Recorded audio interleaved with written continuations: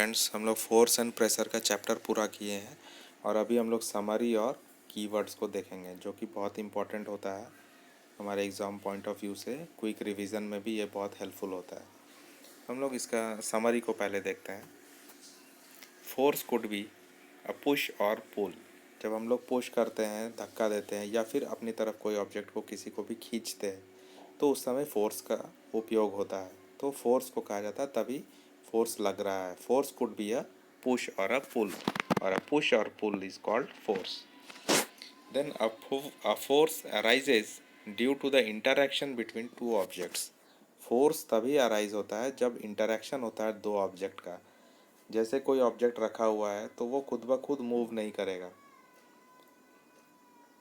और यहाँ पे एक पर्सन खड़ा है तो खड़े रहने से कोई मूवमेंट नहीं होगा जब तक वो उस पर फोर्स नहीं लगाता, जब तक उसको वो धक्का नहीं देता। तो जब फोर्स लगता है तो दो ऑब्जेक्ट का होना बहुत ही ज़रूरी है। Force has magnitude as well as direction. Force के पास मैग्नीट्यूड भी है और डायरेक्शन भी है। मैग्नीट्यूड का मतलब मैंने बताया था कि फोर्स का जो स्ट्रेंथ होता है वो मैग्नीट्यूड कहलाता है, और उसका जो डायरेक्शन होता है वो फोर्स के पास स्ट्रेंथ भी होता है और डायरेक्शन भी होता है, क्योंकि फोर्स जब लगता है तो वो कोई ना कोई डायरेक्शन में लगता है, जिससे बॉडी का शेप साइज भी चेंज हो सकता है, बॉडी का मोशन चेंज हो सकता है, और बॉडी का डायरेक्शन चेंज हो सकता है, स्टेट ऑफ मोशन चेंज हो सकता है। Then a change in the speed of an object और the direction of its motion और both implies a change in its state of motion। जब भी स्पीड ऑफ ऑब्जेक्ट चेंज होता है या डायरेक्शन ऑफ ऑब्जेक्ट या डायरेक्शन ऑफ मोशन चेंज होता है तो दोनों ही क्या इम्प्लाई करता है कि स्टेट ऑफ मोशन चेंज हो रहा है। Force acting on an object may cause a change in its state of motion और a change in its shape. या तो फोर्स जब भी एक्ट होता है, लगता है कोई ऑब्जेक्ट पे, तो वो या तो स्टेट ऑफ मोशन चेंज होता है या तो उसका शेप चेंज हो जाता है। स्टेट ऑफ मोशन बोलने का मतलब अगर रेस्ट में है तो वो मूव करने लगता है, या मूव कर रहा है तो वो रेस्ट में आ जाता है। देन है a force can act on an object with और without being in contact with. Force can act on an object with और without being in contact. Force जो है कोई ऑब्जेक्ट पे लगता है, कभी कभी कांटेक्ट होकर के या फिर कभी कभी विदाउट कांटेक्ट। फोर्स पर unit area is called pressure. जब फोर्स कोई पर यूनिट एरिया जब फोर्स लगाया जाता है तब वो प्रेशर कहलाता है। Liquids and gases exert pressure on the walls of their containers. Liquid और गैस जो होता है वो प्रेशर एक्सर्ट करता है कंटेनर के वॉल्स के ऊपर। ये अगर कंटेनर है और इसमें अगर लिक्विड या फिर गैस है तो इसके जो वाल है, वाल के ऊपर वो प्रेशर लगाता है। The pressure exerted by the air around us is known as atmospheric pressure. तो और कीवर्ड्स में हम लोग देखेंगे एटमॉस्फेरिक प्रेशर। तो एटमॉस्फेरिक प्रेशर हम लोगों ने यहाँ पे जस्ट देखा ही कि हमारा एयर जो है हमारे चारों ओर, उसके द्वारा जो प्रेशर एक्सर्ट किया जाता है वो एटमॉस्फेरिक प्रेशर होता है। Air around us exerts pressure, then it is called atmospheric pressure।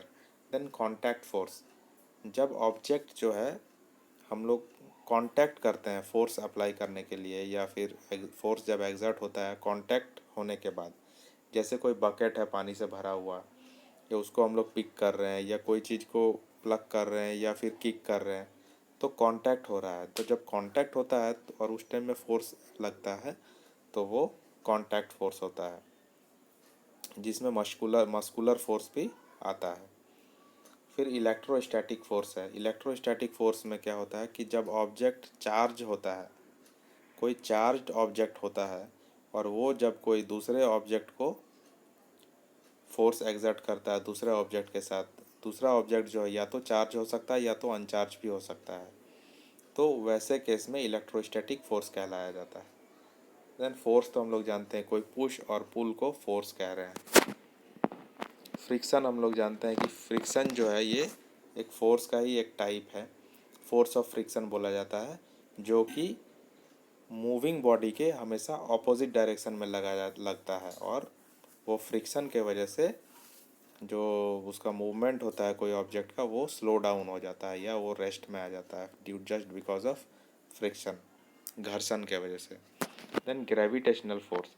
Gravitational force वैसा फोर्स है जो इस पूरे ब्रह्मांड में, पूरे यूनिवर्स में कोई ऑब्जेक्ट जो है दूसरे ऑब्जेक्ट के प्रति फोर्स एग्जर्ट करता है, तो वो ग्रेविटेशनल फोर्स होता है।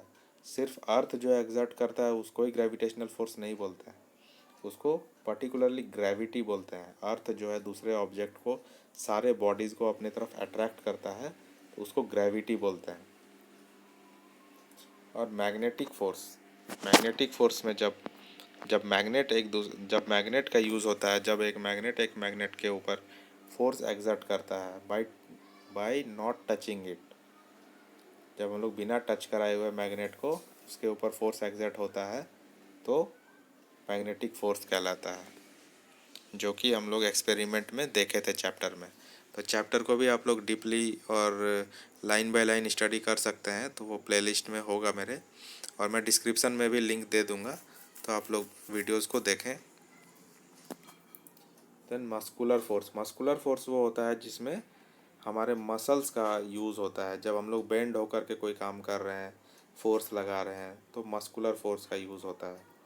देन नॉन कांटेक्ट फोर्स, जब हम लोग बिना कांटेक्ट किए ही कोई फोर्स एग्जर्ट होता है तब नॉन कांटेक्ट फोर्स कहलाता है। जैसे कि वो मैग्नेटिक फोर्स के केस में, कि मैग्नेट जो है आपस में टच नहीं होता है लेकिन फिर भी फोर्स एग्जर्ट होता है, तो वो नॉन कांटेक्ट फोर्स के अंडर में आता है। देन प्रेशर, फोर्स पर यूनिट एरिया जब लगता है तो वो प्रेशर कहलाता है। और पुल और पुश, पुल मतलब होता है धक्का देना, और पुश मतलब होता है, पुल मतलब होता है अपने तरफ खींचना, और पुश मतलब होता है धक्का देना। तो दोनों में ही हम लोग फोर्स का उपयोग करते हैं। तो आई होप कि वीडियो अच्छा लगा होगा आप लोगों को। वीडियो को लाइक कीजिएगा और शेयर कीजिएगा और चैनल को सब्सक्राइब कीजिएगा। और भी सारे साइंस के सारे वीडियोज़ को देखने के लिए आप डिस्क्रिप्शन बॉक्स में जाके चेक कर सकते हैं, मैं सारा लिंक प्रोवाइड कर दूंगा, या फिर आप प्लेलिस्ट में भी जाके सारा वीडियोज़ देख सकते हैं। तो thank you and have a nice day.